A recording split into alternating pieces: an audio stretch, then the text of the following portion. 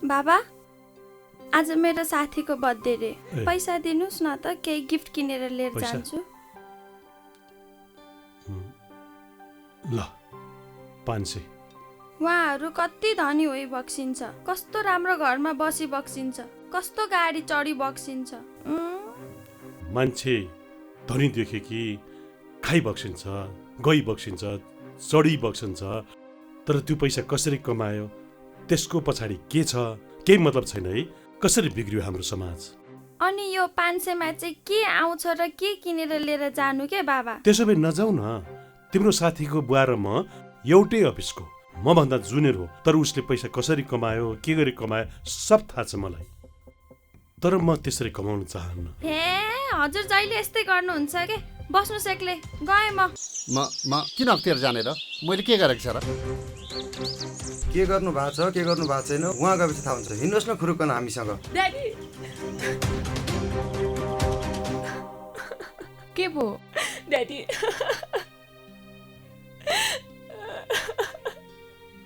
आम्दानीको स्रोत भन्दा धेरै गुणा सम्पत्ति छोरी देखिएको र आयो बर्थडे पार्टीमा गएर पनि सम्पत्ति मैले टिभीमा देखिएको हेरेको छु तिम्रो साथीको बुवाको घर। सम्पत्तिका बारे खोजको हजुरले हिँड्नु भएको बाटो ठिक रहेछ बाबा। हो। उपस्थिति गराएको छ। छानबिनको अनुसन्धानको कार्य सकिएपछि तिम्रो बाबालाई आज यस्तै गरी लगेको भएदेखि हाम्रो कस्तो बेइज्जत हुँदो रहेछ हेर त छोरी। इमान्दारिता नै सबभन्दा ठुलो सम्पत्ति हो। आफ्नो पदको दुरुपयोग नगरौँ। अख्तियार दुरुपयोग अनुसन्धान आयोग, टंगाल, काठमाडौँ।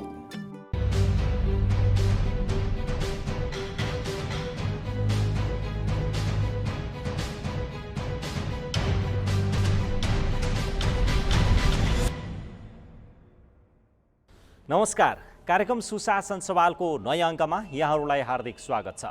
अख्तियार दुरुपयोग अनुसन्धान आयोग र नेपाल टेलिभिजनको संयुक्त प्रस्तुति कार्यक्रम सुशासन सवालमा विशेष गरी हामीले सरकारी र सार्वजनिक निकायबाट प्रवाह हुने सेवा, विकास निर्माण, राजस्व सङ्कलन, सार्वजनिक सेवा प्रवाह सँगसँगै अख्तियार दुरुपयोग अनुसन्धान आयोगका साप्ताहिक गतिविधि पनि प्रस्तुत गर्दै आइरहेका छौँ।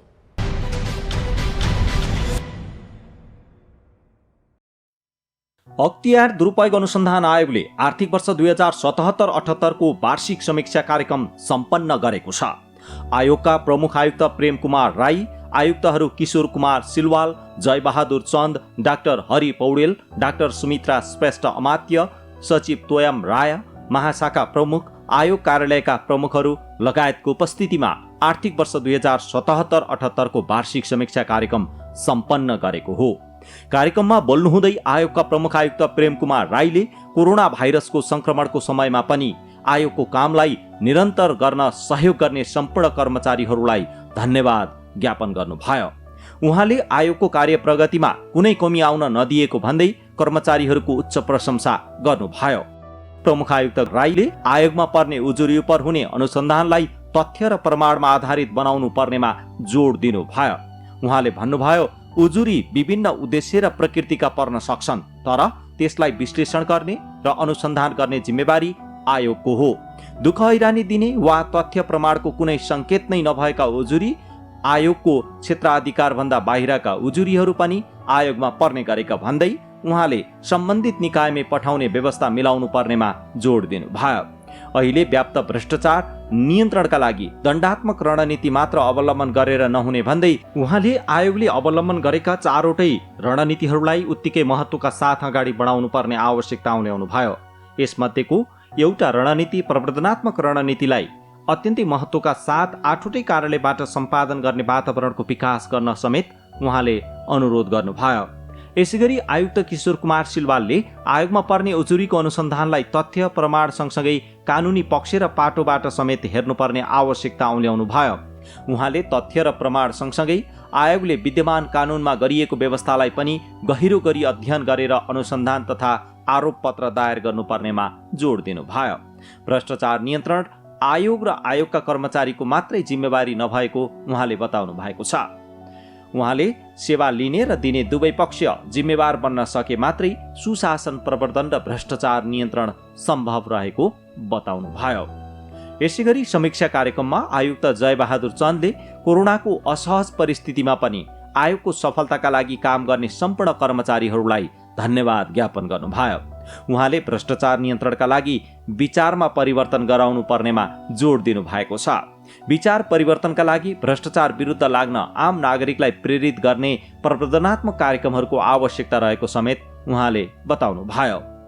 यसैगरी कार्यक्रममा आयुक्त डाक्टर हरि पौडेलले अहिले आयोगमा रहेका पुराना उजुरीहरूलाई जति सक्दो छिटो टुङ्ग्याउनु पर्नेमा जोड दिनुभयो। उहाँले गल्ती कमी कमजोरी गर्ने जो कोही पनि नछुटोस् र निर्दोषले दुःख नपाओस् भन्ने सोचका साथ आयोग अगाडि बढिरहेको समेत बताउनु भयो। आयोगप्रति जनअपेक्षा धेरै रहेको भन्दै उहाँले त्यसका लागि आयोगले द्रुत गतिमा आफ्ना कामहरूलाई सम्पादन गर्दै जानुपर्ने बताउनु भयो। आयोगको पहिलो काम भ्रष्टाचार हुनै नदिने रहेको भन्दै यसका लागि प्रबोधनात्मक कार्यक्रममा जोड दिनुपर्ने उहाँले बताउनु भएको छ। अहिले कोरोनाको प्रभाव रहेका कारण आयोगले सोचे जति प्रबोधनात्मक कार्यक्रमहरू गर्न नसकेको भन्दै उहाँले अन्य माध्यमबाट पनि प्रबोधनात्मक कार्यक्रमहरूलाई अगाडि बढाइएको र आगामी दिनमा पनि त्यसरी नै अगाडि बढाउनु पर्ने आवश्यकता समेत औल्याउनु भएको थियो। यसैगरी आयुक्त डाक्टर सुमित्रा श्रेष्ठ अमात्यले आयोग आम नागरिकसँग सहकार्य गर्दै सुशासन प्रवर्धन र भ्रष्टाचार नियन्त्रणको काममा अगाडि बढिरहेको बताउनु भयो। उहाँले आयोगले भ्रष्टाचार भएर कारवाही गर्न नपरोस् भन्ने सोचका साथ काम गरिरहेको बताउनु भएको छ। नेपालको समृद्धिका लागि भ्रष्टाचार नियन्त्रण आवश्यक रहेको भन्दै उहाँले यसका लागि साझा प्रतिबद्धता आवश्यक रहेको र साझा प्रतिबद्धता एवं अभ्यास आवश्यक रहेको बताउनु भयो।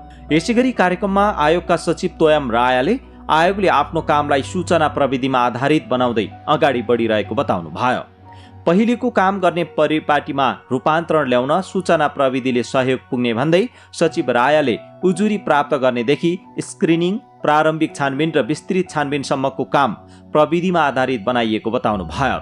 कोरोनाका बीच पनि आयोगको प्रगति सन्तोषजनक बनाउन भूमिका खेल्ने आयोगका सबै कर्मचारीहरूलाई सचिव रायाले धन्यवाद ज्ञापन गर्नुभयो। वार्षिक समीक्षा कार्यक्रममा आयोगका 8वटै कार्यालयका कार्यालय प्रमुखहरूले यस आर्थिक वर्षभर सम्पादन गरेका काम, हासिल गरेको सफलता, भोग्नु परेका असहजता र आगामी दिनको रणनीतिका बारेमा प्रस्तुति गर्नुभएको थियो। यसैगरी आयोगका विभिन्न महाशाखा प्रमुखहरूले पनि आफ्नो महाशाखा मार्फत सम्पादन भएका कामहरूको कार्य प्रगति प्रतिवेदन वार्षिक समीक्षा कार्यक्रममा प्रस्तुत गर्नुभएको थियो।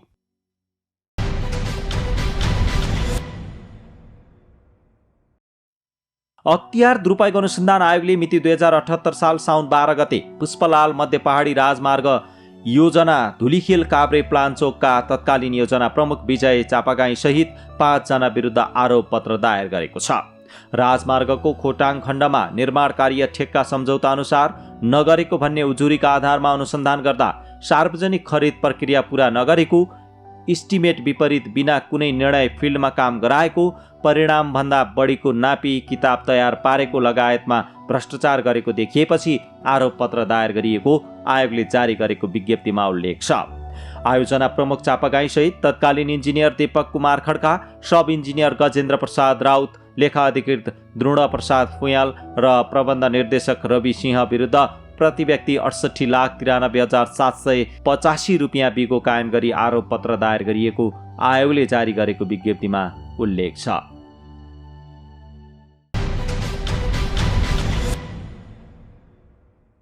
दर्शकबिन, अख्तियार दुरुपयोग अनुसन्धान आयोगले आफ्नो वार्षिक समीक्षा गरेको छ।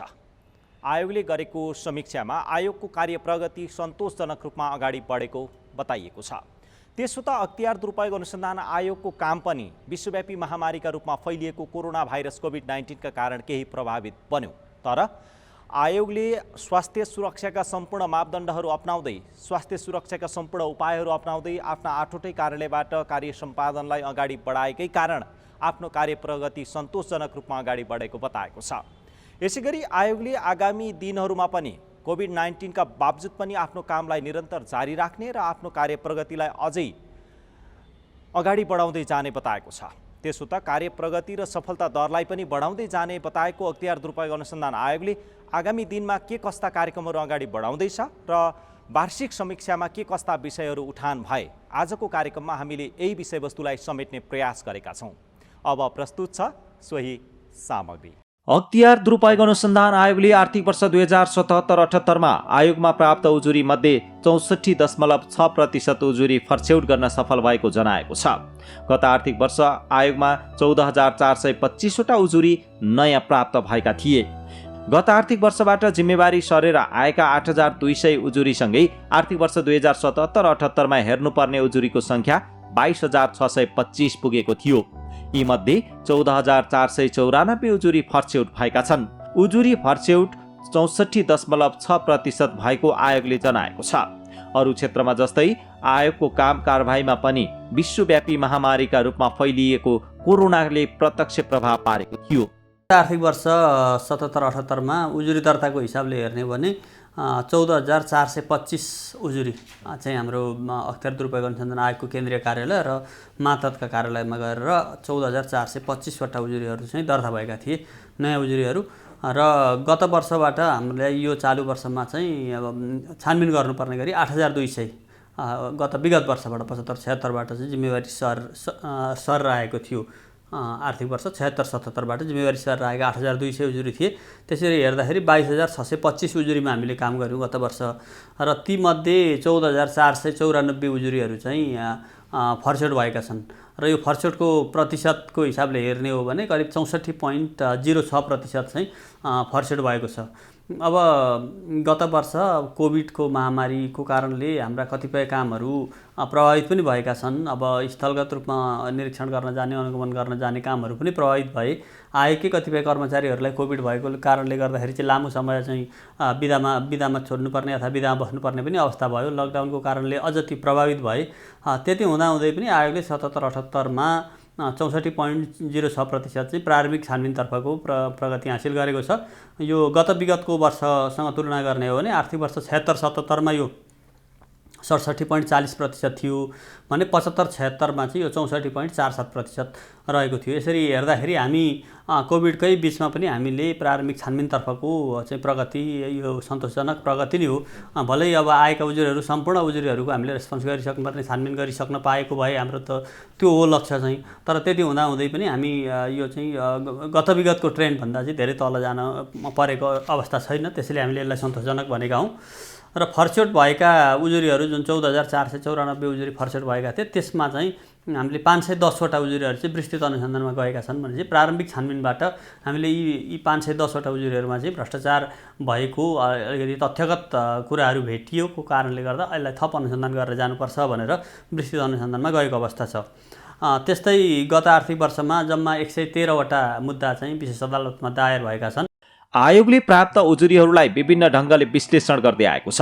विगतका वर्षहरूमा जस्तै आर्थिक वर्ष 2077-78मा पनि आयोगमा पर्ने उजुरी मध्ये सबैभन्दा धेरै स्थानीय सरकार र यस अन्तर्गतका निकायहरूको उजुरी 47.72% रहेको छ। यसैगरी सङ्घीय सरकार र अन्तर्गतका निकायका उजुरी 39.72% र प्रदेश र मातहतका निकायहरूको उजुरी 12.56% रहेका छन्। प्राप्त उजुरी मध्ये प्रदेश नम्बर 2 का बढी उजुरी रहेको आयोगले जनाएको छ। यसैगरी आयोगमा प्राप्त हुने उजुरी मध्ये सबैभन्दा बढी सङ्घीय मामिला तथा सामान्य प्रशासन मन्त्रालय र स्थानीय तहसँग सम्बन्धित उजुरी रहेको आयोगले जनाएको छ। सङ्घीय मन्त्रालय, विभाग र कार्यालयहरूको उजुरी चाहिँ जम्मा उजुरी मध्ये 39.72% रहेको देखिन्छ यो सङ्घीय सरकार अन्तर्गतका निकायहरूको।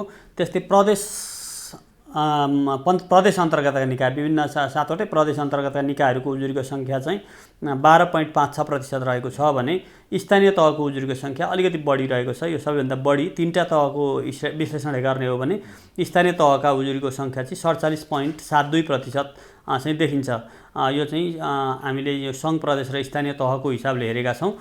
त्यस्तै हामीले अलिकति प्रदेश, अब यो कुनै पनि सार्वजनिक कार्यालय अथवा चाहिँ उजुरी कुन निकाय विरुद्ध भएको छ भन्ने हिसाबले प्रदेश अन्तर्गत प्रदेशमा कायम रहेका कार्यालयहरू, त्यो सङ्घीय सरकारको कार्यालय, प्रदेश सरकारको कार्यालय अथवा स्थानीय सरकारको कार्यालय पनि हुनसक्छ। त्यो हिसाबले तिनटैको चाहिँ संलग्नता अथवा तिनटैको इन्क्लुड गरेर हामीले प्रदेश वाइज पनि हेरेका छौँ। त्यसरी हेर्दाखेरि चाहिँ प्रदेश नम्बर 1 को 12.54% देखिन्छ, प्रदेश नम्बर 2 को 24.56% देखिन्छ, बागमती प्रदेशको 22.59 देखिन्छ, त्यस्तै गण्डकीको 7.16% छ लुम्बिनी प्रदेशको 13.72% छ, कर्णाली प्रदेशको 7.98% छ भने सुदूरपश्चिम प्रदेशको चाहिँ 11.45% छ। अब भनेपछि हामीले यसरी विश्लेषण गऱ्यौँ भने प्रदेश नम्बर 2मा रहेका सङ्घीय, प्रादेशिक अथवा स्थानीय तीनवटै निकायहरूको उजुरीको सङ्ख्या चाहिँ प्रदेश नम्बर 2 को सबैभन्दा बढी 24.56%, त्यसपछि बागमती प्रदेशका निकायहरूको चाहिँ 22.59% देखिन्छ। अब हामीले क्षेत्रगत हिसाबले हेऱ्यौँ, अब क्षेत्रगत भन्नाले विभिन्न मन्त्रालय अथवा त्यसोसँग सम्बद्ध निकाय कसको हजुर कति छ भन्ने हिसाबले हेर्दाखेरि हामीले सङ्घीय मामिला स्थानीय तह समेत भन्छौँ, सङ्घीय मामिला तथा सामान्य प्रशासन मन्त्रालय, जसमा चाहिँ स्थानीय तह समेत हामीले राखेर विश्लेषण गर्ने गर्छौँ। सङ्घीय मामिला तथा स्थानीय मन्त्रालय, स्थानीय तह समेतका उजुरी चाहिँ 32.72% रहेको छ। यो सबैभन्दा बढी उजुरी चाहिँ सङ्घीय मामिला तथा सामान्य प्रशासन मन्त्रालय, जसमा स्थानीय तहलाई समेत इन्क्लुड गर्दाखेरि चाहिँ 32.72% उजुरी चाहिँ सोसँग सम्बन्धित छ।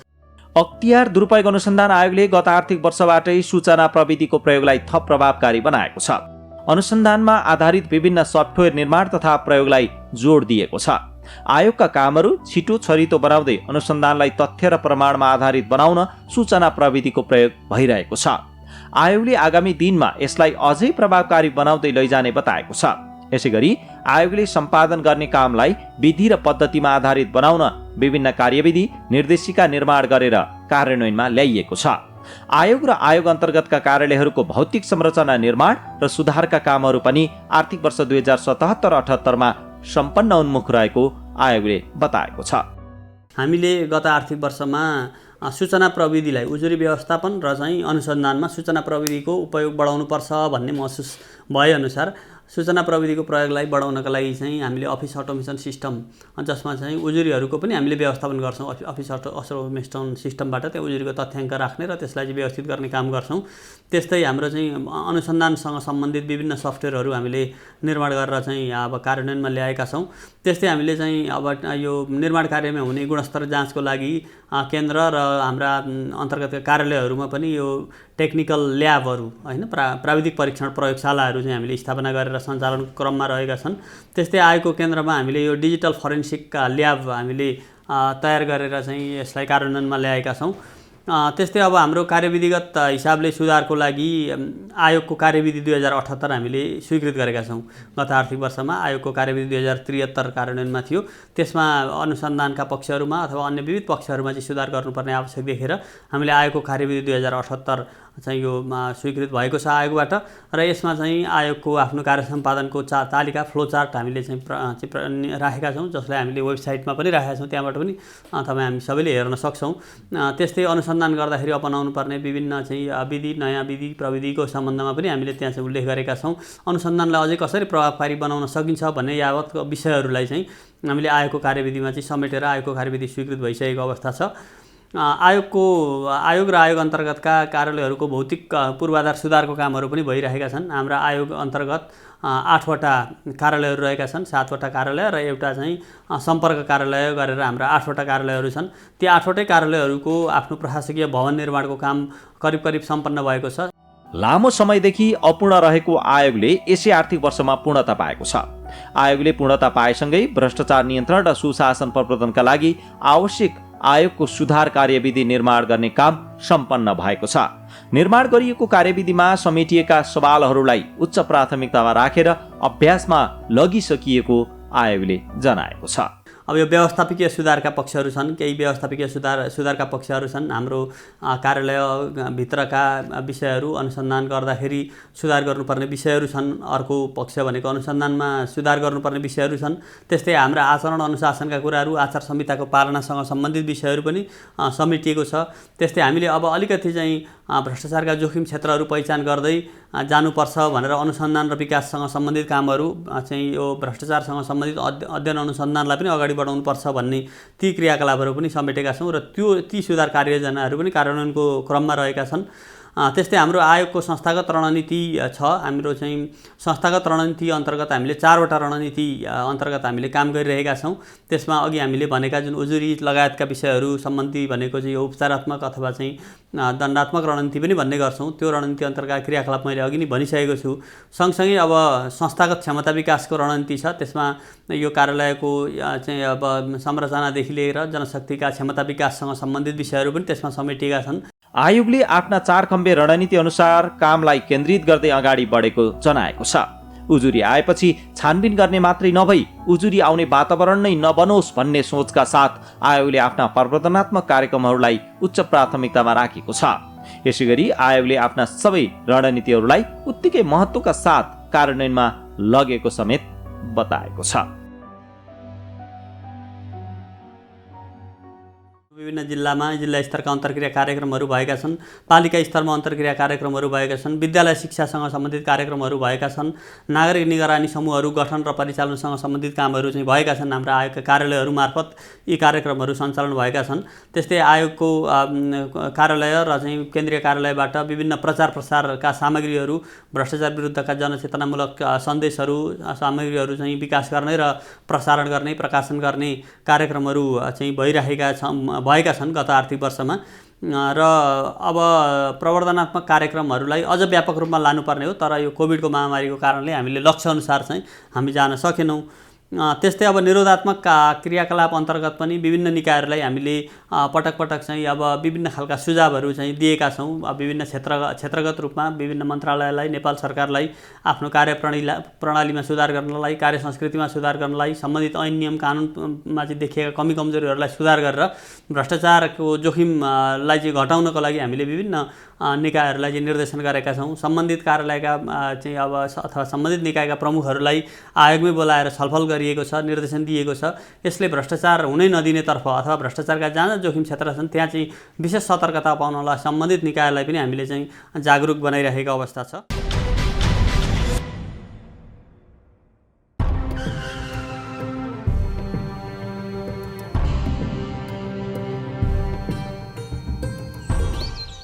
यहाँको पुजारी को हुनुहुन्छ? मैले चिनी यहाँलाई। यो टिनको छाना फेरेर पित्तलको राख्ने, गजुरमा सुनको जलप राख्ने 4-5 करोड जति लाग्छ त्यो सब उहाँले दिबक्सिन्छ। तपाईँले ठेक्कामा निर्माण गर्नुभएको सरकारी भवनहरू चर्किसके, पुलहरू बन्दाबन्दै भत्किसके, सडकहरू बन्दाबन्दै खाल्टाखुल्टु भइसके, देशका संरचनाहरू पनि त यो मन्दिर जस्तै पवित्र हुन् नि। त्यसरी कमाएको पैसाले हामी यो मन्दिर बनाउन दिँदैनौँ। छ्या, कस्तो खालको टुप्प्या पुजारी रहेछ भने। जाउँ हामी पूजा गर्नु।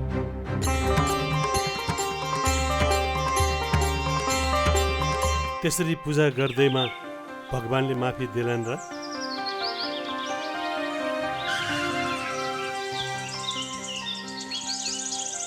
तपाईहरूलाई त मैले चिनिन नि। हामी अख्तियार दुरुपयोग अनुसन्धान आयोगबाट तपाईसँग केही कुरा सोध्नुपर्ने भएकोले तपाईँ हामीसँग हिँड्नुहोला। ए हजुर, दाइलाई फोन लगाइसौ न। उता गएर कुरा गर्न मिल्छ, तपाईँ हामीसँग हिँड्नुहोस्।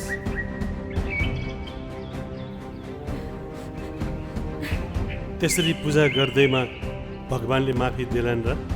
तपाईँले कमाउनु भएको प्रतिष्ठा कसैले जफत गर्न सक्दैन। पदको दुरुपयोग गरी आर्जेको सम्पत्ति जफत हुन सक्छ।